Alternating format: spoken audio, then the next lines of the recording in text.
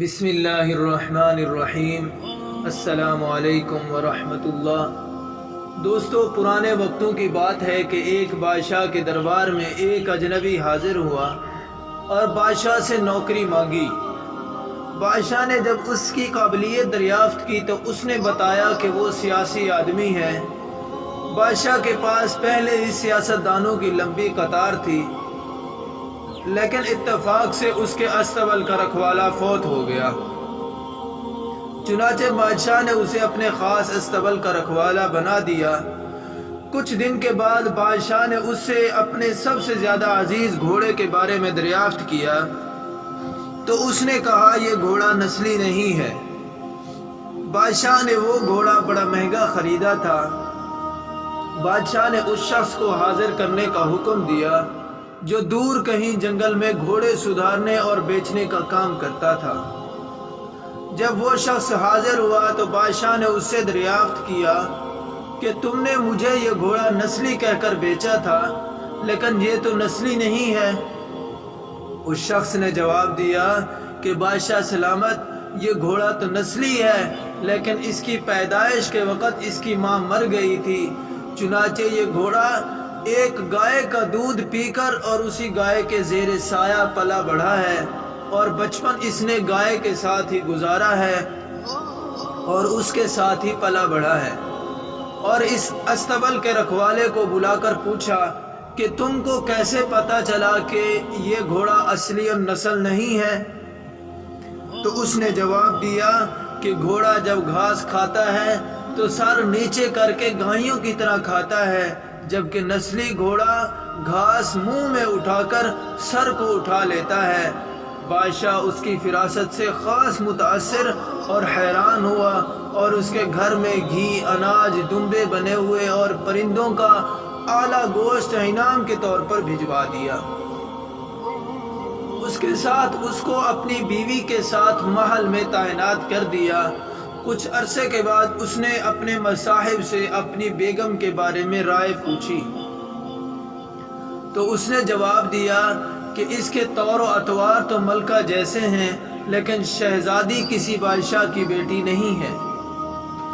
یہ سن کر بادشاہ کے پیروں تلے زمین نکل گئی، کیونکہ اس کی بیوی ایک بادشاہ کی بیٹی تھی۔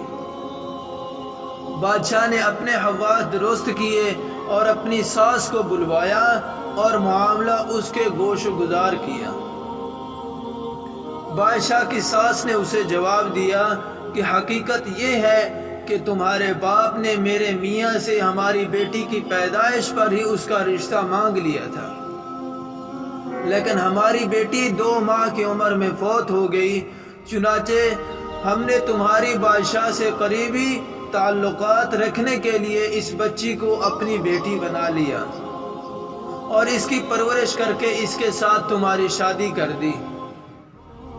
بادشاہ نے مصاحب سے دریافت کیا کہ تم کو کیسے پتا چلا کہ میری بیوی شہزادی نہیں ہے؟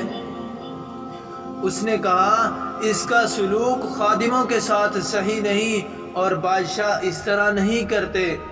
بادشاہ اپنے مصاحب کی فراست پر مزید متاثر ہوا اور بہت سارا اناج، بھیڑ، بکریاں بطور انعام اس مصاحب کو دیں اور اس کے ساتھ اسے اپنے دربار میں تعینات کر دیا۔ کچھ عرصے کے بعد بادشاہ نے اپنے مصاحب سے اپنے بارے میں دریافت کیا۔ مصاحب نے کہا اگر جان کی امان پاؤں تو عرض کروں۔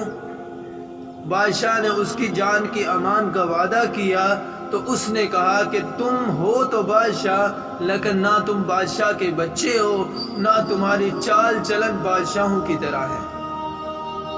یہ سن کر بادشاہ کے پاؤں تلے زمین نکل گئی۔ امان کا وعدہ پہلے ہی وہ دے چکا تھا، چنانچہ وہ اس گتھی کو سلجھانے اپنی والدہ کے محل پہنچا تاکہ پتہ چلے کہ ماجرا کیا ہے۔ اس کی والدہ نے سن کر جواب دیا کہ ہاں تم بادشاہ کے نہیں بیٹے بلکہ ایک چرواہے کے بیٹے ہو۔ بادشاہ نے مصاحب کو بلوایا اور اس سے پوچھا کہ تمہیں کیسے پتا چلا کہ میں بادشاہ کے بیٹا نہیں ہوں؟ مصاحب نے بادشاہ کو جواب دیا کہ بادشاہ جب کسی کو انعام و اکرام دیا کرتے ہیں تو ہیرے موتی جواہرات کی شکل میں دیتے ہیں، لیکن تم جب بھی کسی کو انعام و اکرام سے نوازتے ہو تو اناج، بھیڑ، بکریاں اور کھانے پینے کی چیزیں دیتے ہو۔ یہ اسلوب کسی بادشاہ کے بیٹے کا نہیں بلکہ کسی چرواہے کے بیٹے کا ہی ہو سکتا ہے۔ کہتے ہیں عادات، اخلاق اور طرز عمل خون اور نسل دونوں کی پہچان کرا دیتے ہیں۔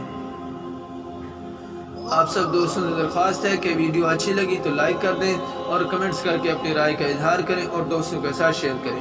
آپ سب دوستوں سے درخواست ہے کہ ویڈیو کو لاسٹ تک دیکھا کریں تاکہ ہماری حوصلہ افزائی ہو۔ زندگی رہی تو انشاءاللہ نیکسٹ ویڈیو میں، تب تک کے لیے اللہ حافظ۔